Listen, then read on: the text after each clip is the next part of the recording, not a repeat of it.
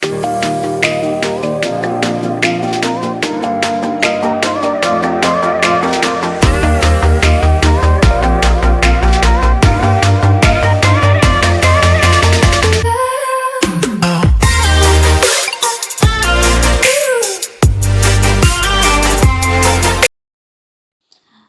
માતાજી મિત્રો, અચુની રસોઈમાં તમારું સ્વાગત છે. તો આજે આપણી રક્ષાબંધન સ્પેશિયલ 1 કપ રવામાંથી ઘણા બધા ગુલાબજાંબુ બનાવીશું. તમારે બહારથી સ્વીટ લેવા જવાની જરૂર જ નહીં પડે અને બહાર જેવા જ એકદમ ટેસ્ટી બનશે.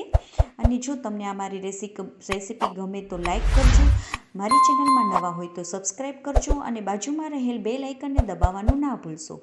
સબસ્ક્રાઈબ કરવાનું બિલકુલ ફ્રી છે. તો આપણે બનાવવાનું શરૂ કરીએ. તો સૌપ્રથમ આપણે એક તપેલીમાં 3 કપ જેટલી ખાંડ લઈ લઈશું. આપણે 1 કપનું માપ જ લઈ લઈશું જેથી કરીને આપણે ભૂલ ના પડે. તેમાં આપણે 3 કપ જેટલું પાણી લઈ લઈશું. જેટલી આપણે ખાંડ લીધી હોય તેટલું જ પાણી ઉમેરવાનું અને ગેસની ફ્લેમ આપણે ફૂલ જ રાખીશું. અને તેને આપણે થોડી વારે હલાવતા રહીશું. જ્યાં સુધી આપણી ચાસણી ના બને ત્યાં સુધી આપણે થોડી વારે હલાવતા રહીશું. સાથે સાથે આપણે અહીંયા અડધી ચમચી એલચીનો ભૂકો એડ કરી દઈશું અને થોડા કેસરના તાંતણા એડ કરી દઈશું. કેસર બિલકુલ ઓપ્શનલ છે. અને હવે આપણે ગેસની ફૂલ ફ્લેમ ઉપર થોડી વારે આવી રીતે હલાવતા રહીશું. આપણે એકેય તાર કરવાના નથી ચાસણીમાં. થોડું ચીપચીપું થાય અને પાણી આપણે થોડું ઘટ બને તેટલી જ આપણે ચાસણી બનાવવાની છે.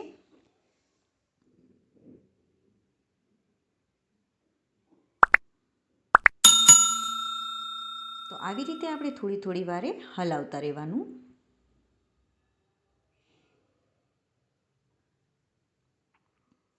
તો આપણું પાણી આવી રીતે, આપણી ચાસણી બની ગઈ છે. આવી રીતે આપણે થોડું ચીકાશ પડતું થઈ જાય પાણી ત્યાં સુધી જ આપણે તેને હલાવવાનું છે. થોડું ચીકાશ પડતું થઈ જાય આપણું પાણી ત્યાં સુધી જ આપણે તેને હલાવવાનું છે. તો આપણી ચાસણી રેડી થઈ ગઈ છે. તો તે ગેસની ફ્લેમ બંધ કરી દઈશું અને તેને ઢાંકીને એક સાઈડ રાખી દઈશું. હવે આપણે એક તવી લઈ લઈશું. તેમાં આપણે 2 વાટકા જેટલું દૂધ લઈ લઈશું. મલાઈવાળું જ આપણે દૂધ લઈશું. હવે તેને આપણે 1-2 ઉફારા આવવા દઈશું. આવી જાય એટલે ગેસની ફ્લેમ ધીમી કરી નાખવાની અને તેમાં પણ આપણે 1 ચમચી જેટલું એલચીનો ભૂકો એડ કરી દઈશું. અને હવે આપણે 1 વાટકા જેટલો રવો લઈ લઈશું અને તેને થોડો કરતા જાશું અને આવી રીતે હલાવતા જાશું જેથી કરીને આપણા લમ્સ ના પડે રવાના. આવી રીતે ધીમે આપણે તેને હલાવતા જાશું. થોડું નાખતા જાશું અને હલાવતા જાશું જેથી કરીને આપણે લમ્સ ના પડે. હવે તેને આપણે સરસ રીતે ચડવા દેશું. આવી રીતે થોડું હલાવતા રહેવાનું અને લમ્સ પડ્યા હોય તો આવી રીતે કરી મેશ કરી અને તેને કાઢી નાખવાના. અને તેમાં આપણે હવે 1 ચમચી ઘી એડ કરી દઈશું અને તેને સરસ રીતે હવે હલાવીશું. આપણે તવીમાં રવો જ્યારે ચોંટવાનો બંધ થાય ત્યાં સુધી આપણે તેને હલાવવાનું. આવી રીતે તવીમાંથી રવો ચોંટતો બંધ થઈ જાય ત્યાં સુધી જ આપણે તેને હલાવવાનો છે. તો આપણે તવીમાં રવો ચોંટતો બંધ થઈ ગયો છે. તો આપણે તે ગેસની ફ્લેમ બંધ કરી દઈશું અને તેને થોડું ઠંડુ પડવા દઈશું. આપણે હાથ અડાવી શકીએ તેટલું ઠંડુ પડવા દેવાનું. તો આપણે જો હાથ અડાવી શકીએ છીએ તેટલું ઠંડુ પડી જાય એટલે હવે તેના આપણે બોલ બનાવી લઈશું. ગુલાબજાંબુ માટેના બોલ બનાવી લઈશું.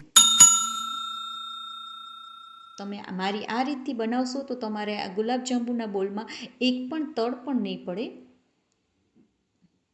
તિરાડ પણ નહીં પડે અને સરસ બની જશે. આવી રીતે આપણે બધા બોલને બનાવી લેવાના. તમારે જેવી સાઈઝ, નાની મોટી જેવી સાઈઝ રાખી હોય તે સાઈઝના આપણે બધા બોલ બનાવી લેવાના. તો આપણા બોલ રેડી થઈ ગયા છે. તો હવે આપણે તેને તળી લેશું. તો એક તવીમાં આપણે તેલ ગરમ કરવા મૂકી દઈશું. તેલને આપણે બહુ હાઈ પણ નથી કરવાનું ગરમ અને બહુ લો પણ ગરમ કરવાનું નથી, મીડિયમ તેલ રાખવાનું છે.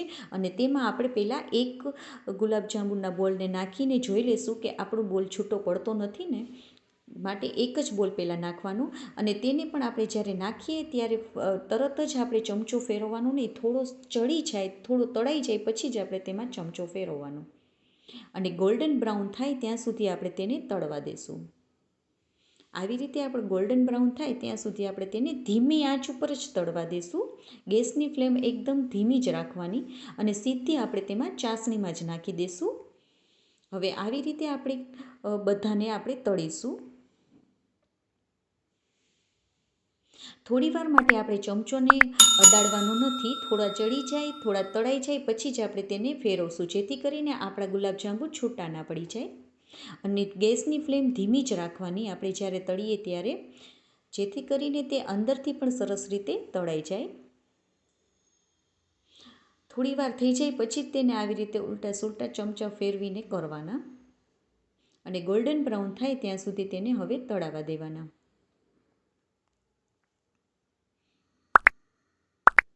તો આપણા જાંબુ રેડી થઈ ગયા છે. તો તેને આપણે સીધા ચાસણીમાં જ નાખી દેવાના અને ચાસણીને પણ થોડી આપણે ગરમ કરી લેવાની ધીમા તાપે.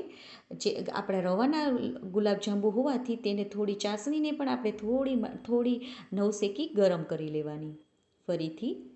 તો આવી રીતે આપણે બધા ગુલાબજાંબુને તળી લેવાના અને સીધા ચાસણીમાં નાખી દેવાના.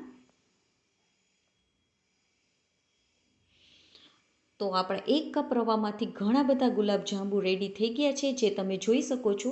અને રક્ષાબંધનમાં તમારે મીઠાઈ બહારથી લઈ આવવાની જરૂર જ નહીં પડે અને એક બિલકુલ આપણે બહાર જેવા જ ગુલાબજાંબુ બન્યા છે અને એકદમ ટેસ્ટી બન્યા છે. જો તમને આ મારી રેસીપી ગમી હોય તો લાઇક કરજો, સબસ્ક્રાઈબ કરજો અને શેર કરજો. અને તમને મારી રેસીપી કેવી લાગી તે કમેન્ટ કરીને જરૂરથી જણાવજો. જય માતાજી મિત્રો.